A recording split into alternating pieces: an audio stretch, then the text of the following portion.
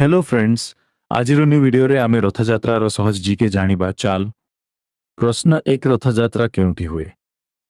उत्तर पुरी। प्रश्न दुई, रथयात्रा काहार पर्व? उत्तर जगन्नाथंकर।